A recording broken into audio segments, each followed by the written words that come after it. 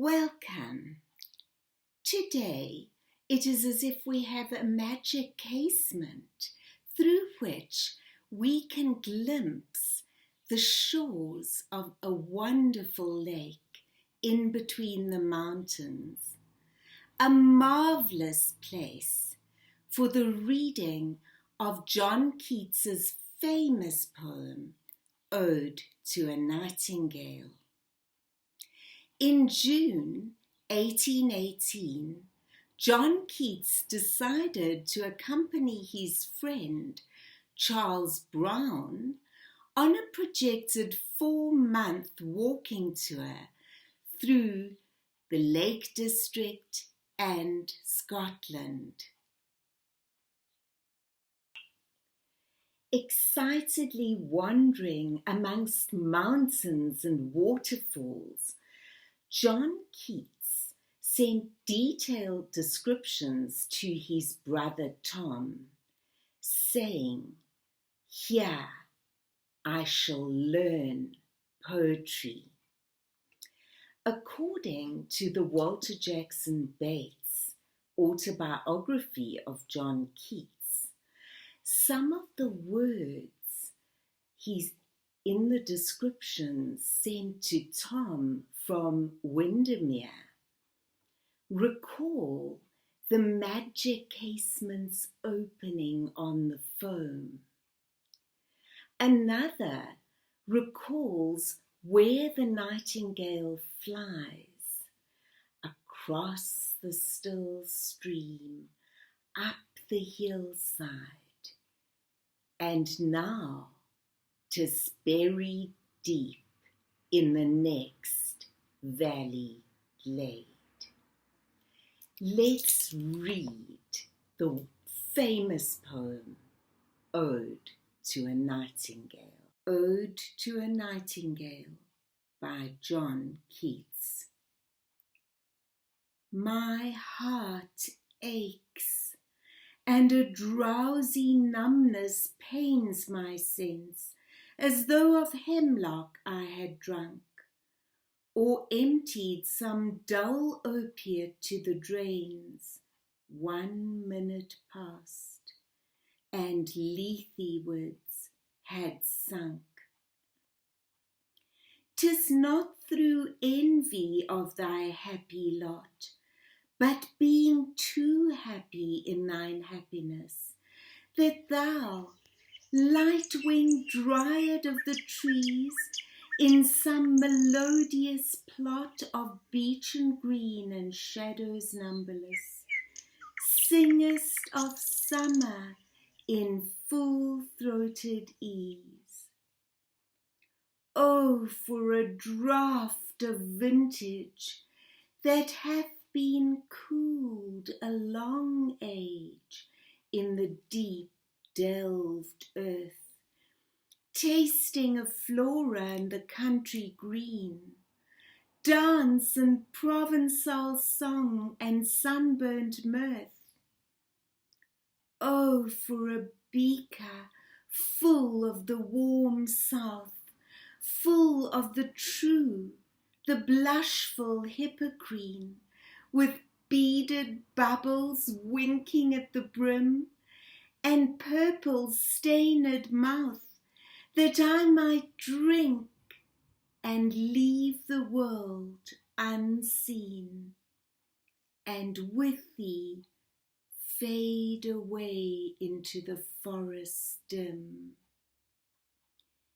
Fade far away, dissolve, and quite forget what thou among the leaves hast never known, the weariness, the fever, and the fret, here where men sit and hear each other groan, where palsy shakes a few sad last grey hairs, where youth grows pale and spectre-thin and dies, where but to think is to be full of sorrow and leaden-eyed despair, where beauty cannot keep her lustrous eyes, or new love pine at them beyond tomorrow. Away, away, for I will fly to thee, not charioted by Bacchus and his pards, but on the viewless wings of poesy. Though the dull brain perplexes and retards, already with thee. Tender is the night, and haply the queen moon is on her throne, clustered around by all her starry fays. But here there is no light, save what from heaven is with the breezes blown through verdurous glooms and winding mossy ways. I cannot see what flowers are at my feet, nor what soft incense hangs upon the boughs, but in embalmed darkness guess each sweet wherewith the seasonable month endows the grass, the thicket, and the fruit tree wild, white hawthorn, and the pastoral eglantine, fast fading violets covered up in leaves, and mid-May's eldest child, the coming musk rose, full of dewy wine, the murmurous haunt of flies on summer eves.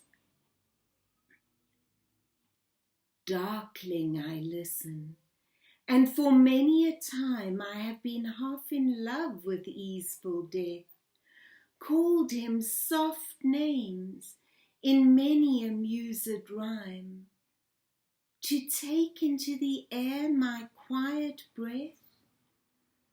Now more than ever seems it rich to die, to cease upon the midnight with no pain, while thou art pouring forth thy soul abroad in such an ecstasy. Still wouldst thou sing, and I have ears in vain, to thy high requiem become a sod. Thou wast not born for death, immortal bird. No hungry generations tread thee down. The voice I hear this passing night was heard in ancient days by emperor and clown. Perhaps the self-same song that found a path through the sad heart of Ruth, when, sick for home, she stood in tears amid the alien corn. The same that oft times hath charmed magic casements opening on the foam of perilous seas in fairy lands forlorn. Forlorn. The very word is like a bell to toll me back from thee to my soul's self. Adieu, the fancy cannot cheat so well as she is famed to do, deceiving elf. Adieu, adieu, thy plaintive anthem fades, past the near meadow, over the still stream, up the hillside, and now 'tis buried deep in the next valley glades. Was it a vision or a waking dream? Fled is that music. Do I wake? or sleep. Welcome back. Ode to a Nightingale was written in 1819, a year after Keats's Scottish tour, when he was staying with his friend Charles Browne. Browne said, "A nightingale built her nest near my house, and Keats felt a tranquil and continual joy in her song. One morning he took his chair from the breakfast table to the grass plot under the plum tree, where he sat for 2 or 3 hours. When he came into the house, I perceived he had some scraps of paper in his hand, and these he was quietly thrusting behind the books. On inquiry, I found that those scraps, 4 or 5 in number, contained his poetic feeling on the song of our nightingale." This description makes me recall one of the quotes from John Keats's letters that I have always remembered. "If poetry comes not as naturally as leaves to a tree, it had better not come at all." Ode to a Nightingale explores the wellsprings of inspiration and creativity. John Keats was born in 1795 in London, and he died in 1821 in Rome, just off the Spanish Steps.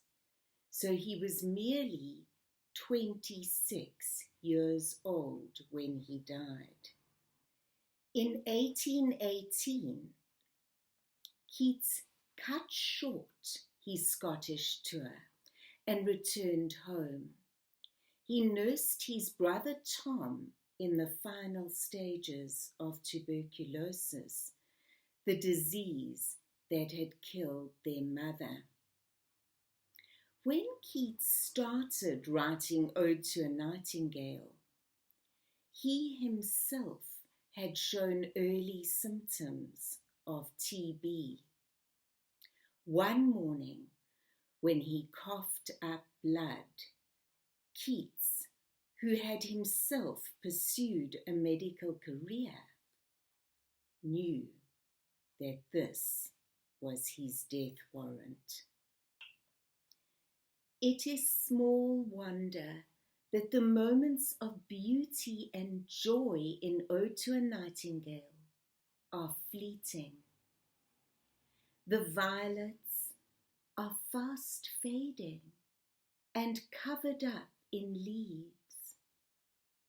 The nightingale, a light-winged dryad of the trees, in some melodious plot of beechen green and shadows numberless, singest of summer in full-throated ease, seems to represent an Arcadian paradise, as if some dull opiate may allow him lethewards to forget the sadness of life, the weariness, the fever, and the fret of Tom's illness and death.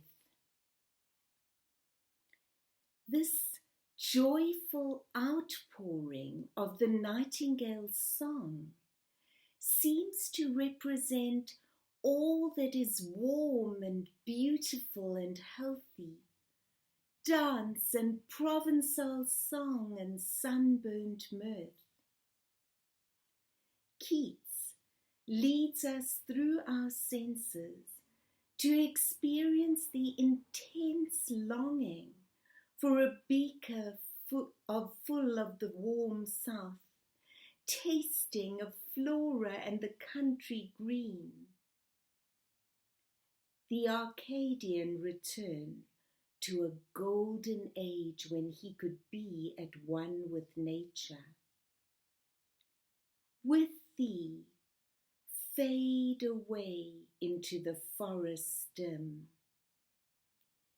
His purple stained mouth, drinking from the blushful Hippocrene, the sacred stream from Greek mythology associated with inspiration and formed by the hooves of Pegasus. The repeated classical allusions are woven in to reinforce the imaginative transcendence of the heartache of life. Away, away, for I will fly to thee, not charioted by Bacchus and his pards, but on the viewless wings of poesy. The vital, evocative image of what soft incense hangs upon the boughs has to be guessed at in the embalmed darkness, which strikes a more ominous note, together with the murmurous haunt of flies on summer eves. Lost in the dark world of transient sensations, life's limitations close in on the poet. The immortal song of the bird itself has become a high requiem, and the stark and inescapable reality of man is that to this requiem he has become a sod, simply clay, a mud clod. The image of the grave digger holding the skull of Yorick in Hamlet springs to mind. The song of the nightingale is immortal, a symbol out of time, in that it was heard in ancient days by emperor and clown. Yet all the poet can do, bound by time, is glimpse the enchantment through the charmed magic casements opening on the foam of perilous seas in fairy lands forlorn. Keats himself said, I am certain of nothing but the holiness of the heart's affections and the truth of the imagination. And the truth of the imagination seems to shine forth in the poem. Yet, Ode to a Nightingale also seems to point to the limitations of the imagination. Forlorn, the very word is like a bell to toll me back from thee to my soul's self.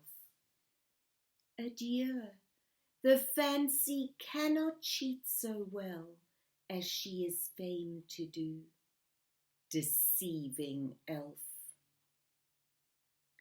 The word forlorn slips from the reference to magic windows looking on fairy lands of long ago to conveying the sadness of a pitiable and desolate Keats, brought back to the harshness and transience of human existence, questioning whether his imaginative experience was a vision or a waking dream.